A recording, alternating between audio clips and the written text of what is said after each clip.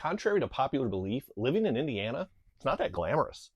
But I'm about to tell you why it is, and it involves this guy. Welcome to CK4RC. Welcome back to the channel. So living in Indiana doesn't have a whole lot of perks, but it does mean I live about an hour and 15 minutes away from the DirectRC warehouse, which means that when they celebrate their 1-year anniversary and they release an exclusive comp chassis, that means that I order it the same day and get it delivered the next day. And that's what we're looking at here. Now the box is for a Fury Wagon, and yes, there's a Fury Wagon in here. The box came opened. I was like, what gives? Well, because DirectRC partnered with Furitek and Hobby Plus and Tinker Time RC to create and produce their exclusive upgrade to the FX118 lineup. So with this, I've got the good old Hobby Plus Furitek Dumbo RC transmitter that comes with the Furitek, or that comes with the Fury Wagon. Comes with all FX118s, not just the Fury Wagon. I've got the Fury Wagon itself, got another black one with the flames. No complaints there. I like that look. I liked it so much. I ordered it the first time just like that. And then, yeah, got all the regular parts.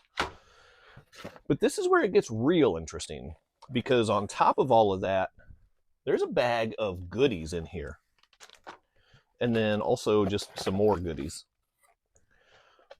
Now these goodies consist of all the components needed to turn this FX118, the standard FX118, into a 118 line slayer with the Tinker Time RC chassis. So with the competition chassis, they include some Next Racing shocks. I'm not crazy about the blue shocks and the red chassis, but surprisingly, nobody asked me. Can you believe that? I know. Tell me about it. We've got metal drive shafts in here, and we've got metal suspension links. I'll be putting these together with the link ends and the ball ends here before long, which means my fingertips are going to be so mad. And then you just take this guy and strip out the electronics and transplant them from the stock FX118 donor vehicle to the X competition FX118. That's what that's called.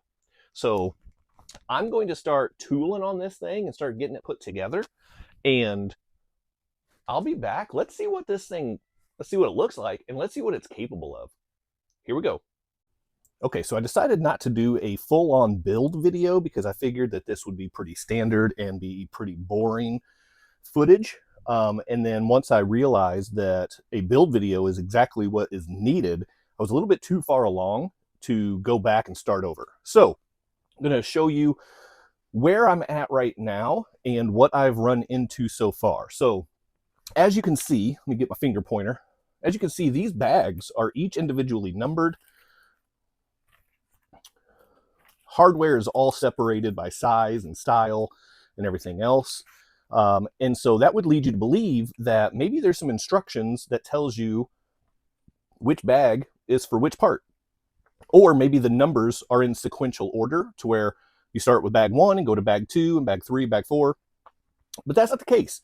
So you're kind of left to just figure it out. So I've had to reference the website quite a bit, just the few images on the DirectRC website, to figure out how this thing goes together.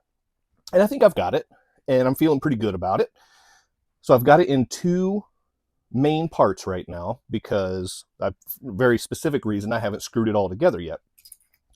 So I've got the Boston squid dangle going on here with the links and everything. That's because it looks like a squid, you know what I mean? So the Boston squid dangle.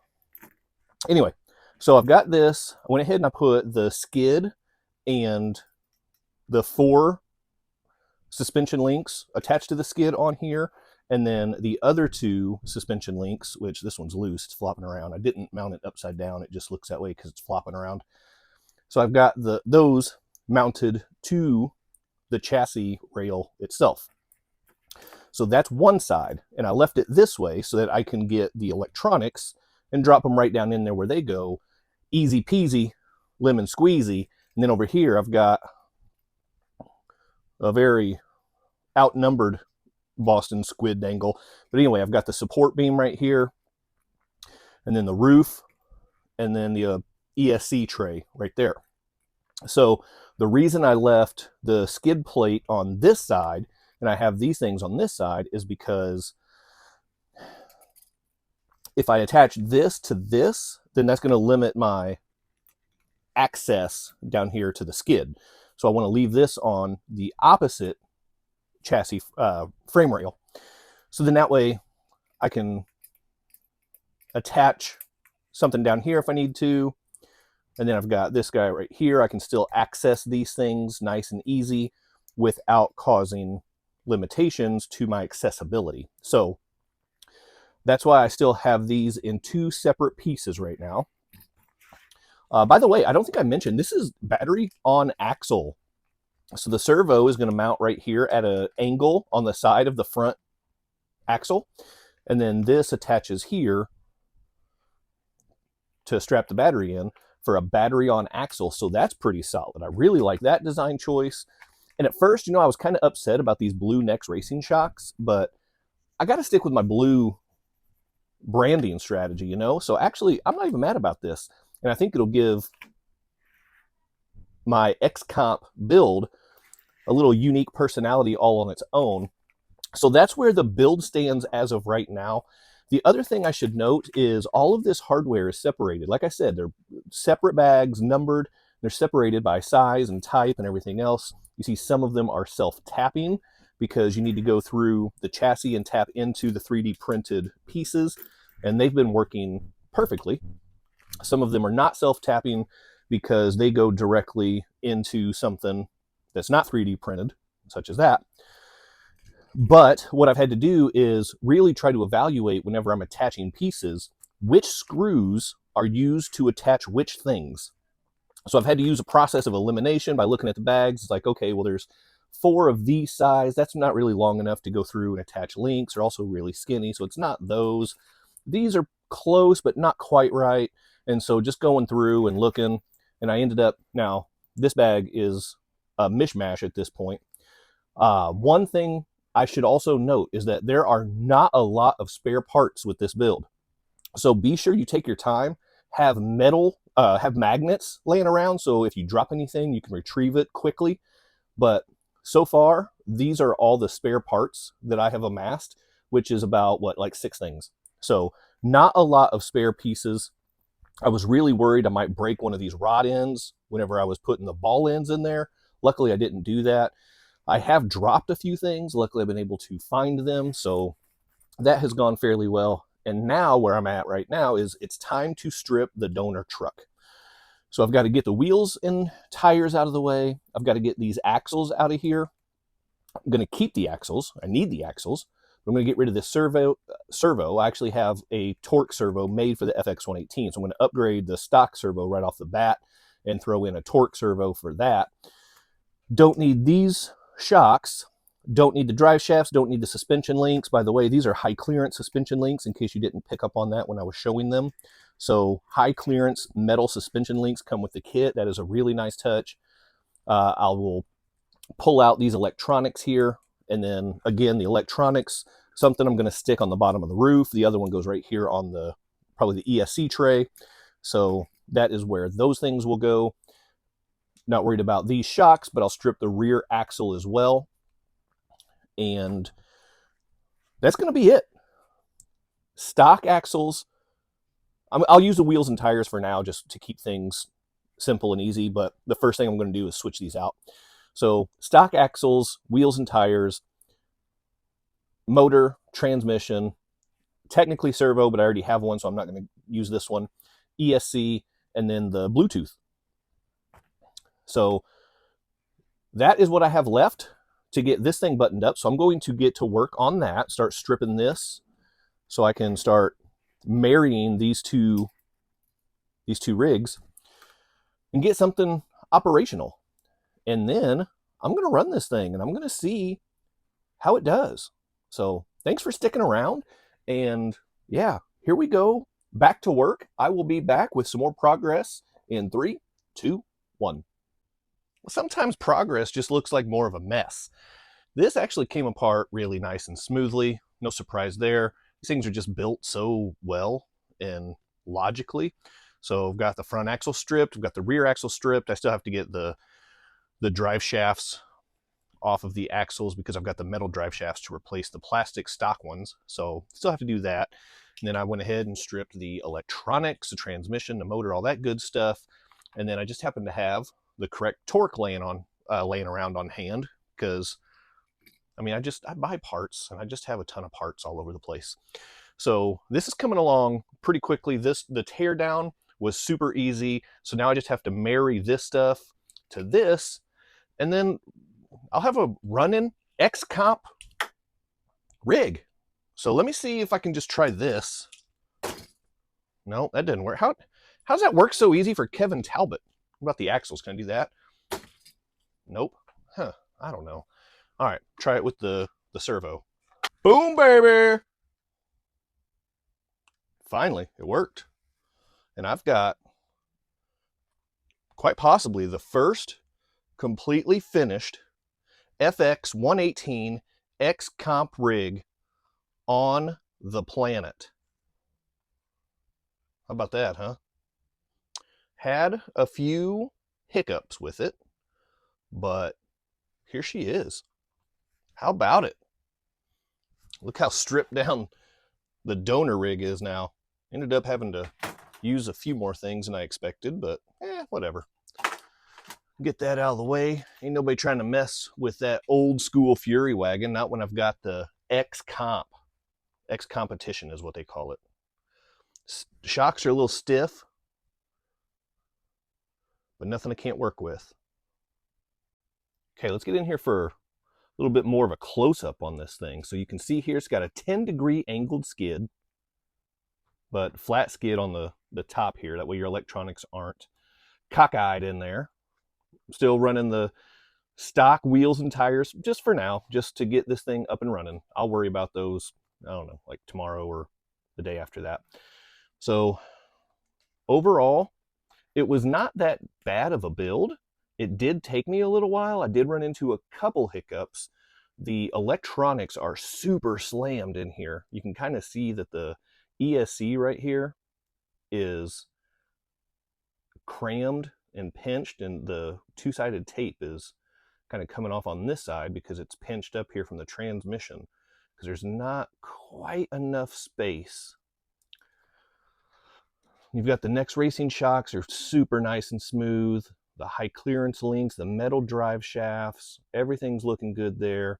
The battery on axle mount over here, that thing worked out pretty good. However, the servo mount did cause me problems, and I did end up breaking this side. So right now, I've got some super glue curing on there, and then I'll try to get that second screw in there and get that down and secure. But the torque servo is fitting just fine. The horn was super long, so I trimmed it up, and I'm not crazy about how I've got things attached here and the alignment and things like that, but all in all, that's all right. So I don't have some 4-corner scales. I really wish I did. If anybody wants to sponsor me some 4-corner scales, that would be fantastic. This is my first battery on axle rig, and I am super excited to see how this thing performs. So it's been just awful weather around here. It's still awful. I'm not going to take this thing outside in the wet. So I'm going to set up some crawler tracks obstacles and just see how it does with some of those real quick. Let's start off with the wave, just because that's what was on top and the easiest thing for me to snag. But here we go. Look at the shocks putting in work right off the bat. And this thing is just shifting and floating. The skid sliding right over there like it needed to. No problems on the wave. Let's reverse it. Let's see how it does coming back this way. Nice and easy. We got the FOC technology. So I'm going to slow up on the trigger just so you can see how smooth and slow this thing handles this obstacle. And again, the skid plate just sliding over right like it's supposed to, like a thing of beauty. Up next is the classic frame bender, because that's what I could get to next. And after this, because I know this thing's not going to have any struggles with the frame bender. And as predicted, it just walks it. That FOC technology, I have not had to adjust the throttle a single time so far. I am just pulling the trigger ever so slightly just to get the rig moving, and the FOC is doing all the work. And this thing is just handling everything I'm throwing at it. Which, to be fair, hasn't been a ton yet, but let's see what we can do next. I had to reposition my camera angle a little bit to get all of this action in the frame. We're talking about the Frame Bender NXT, and this thing has a much tougher mount. And goodness, this thing just walked it. Oh, goodness gracious. That FOC technology is just game-changing. The torque servo is giving me all the power I need, pushing against the rocks and giving me the steering. Oh, what a beautiful build. All right, let's flip this thing around. I want to check the mount coming from this way.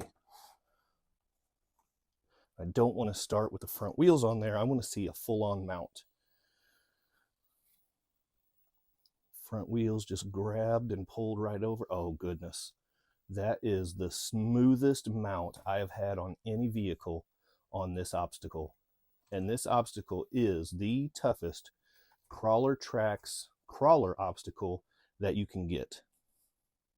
I've got one more challenge line, and this is the challenge line of all challenge lines when it comes to crawler tracks obstacles. The Frame Bender NXT with the backline swapped. It puts that dagger right there, about right here, directly across from a valley on the other side. And this line has given me so many problems with every rig I've put on this obstacle, in this alignment that is. I'm going to take it nice and easy and let the Furitek electronics do what the Furitek electronics are meant to do. And that is the problem with this challenge line.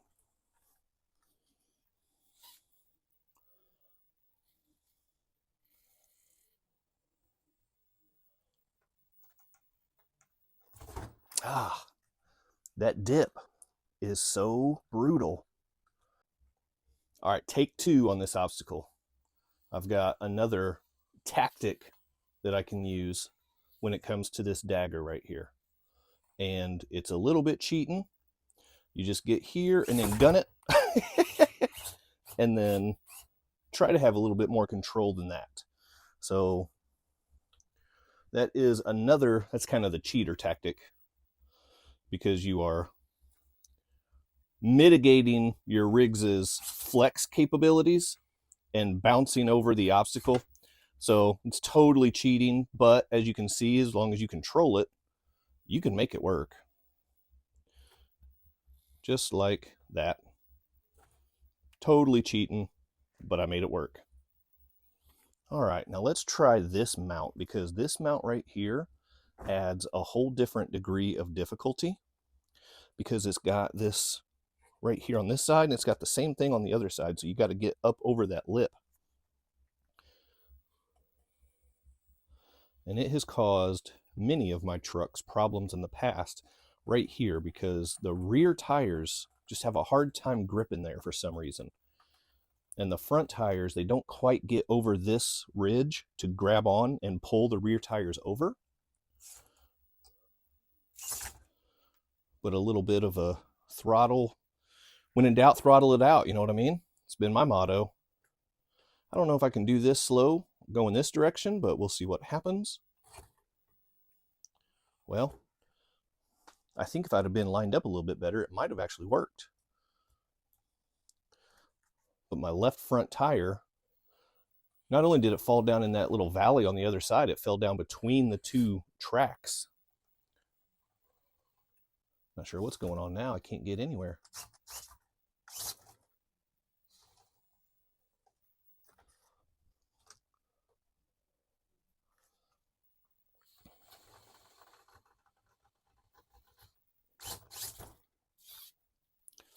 There it is. Throttle out. Made it.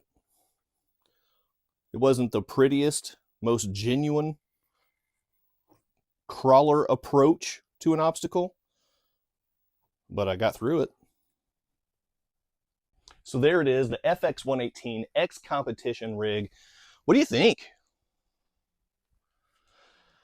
I need to do a little bit of tweaking on it. I need to work on the weight, the oil weight in the shocks. They're a little too stiff for me. I want them to be a little bit freer so I can get a little bit more flex on the obstacles. I noticed that it was kind of shifting and not really flexing as much as I would like. So I want that a little bit better. This battery on axle servo mount is game changer. The front end weight on this, it's just so much better than the FX118 Fury Wagon and really any other rig that I've ever had and driven, because that just adds so much weight all the way up front. And yeah, it's sitting a little bit high because it's way over here on top of the servo, but what are you going to do? I mean, that's as front as you're going to get.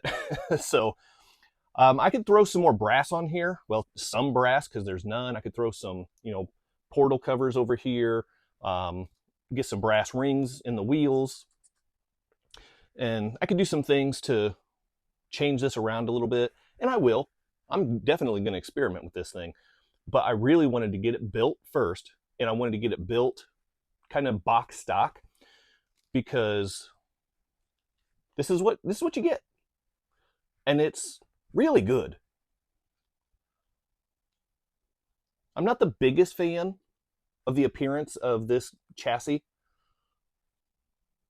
but it works, so I'm not going to complain about that. What I will note is that on the DirectRC website, it says that this is RTR.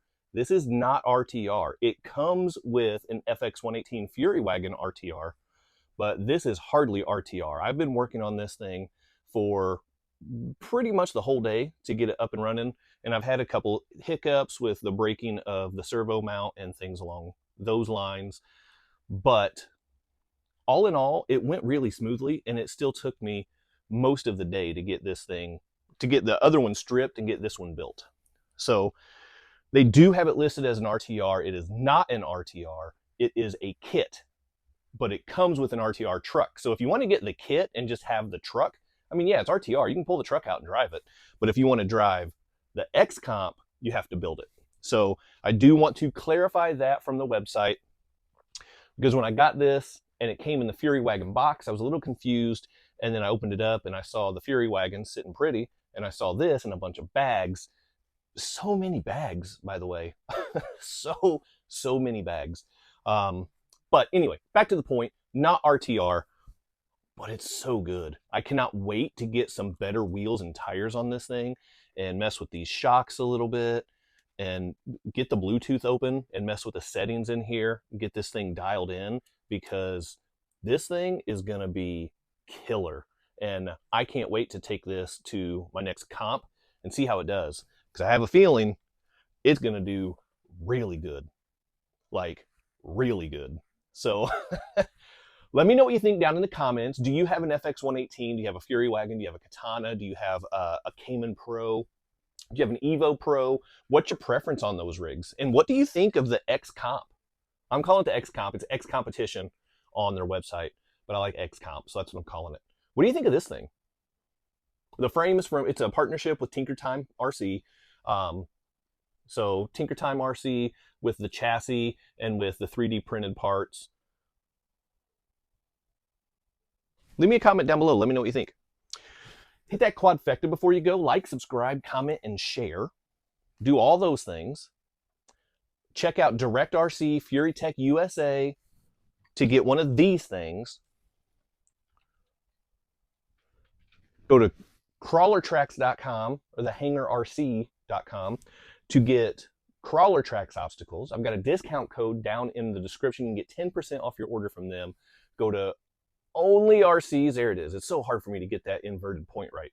OnlyRCs.com. Get 20% off your order with my discount code below for everything you want to get from them.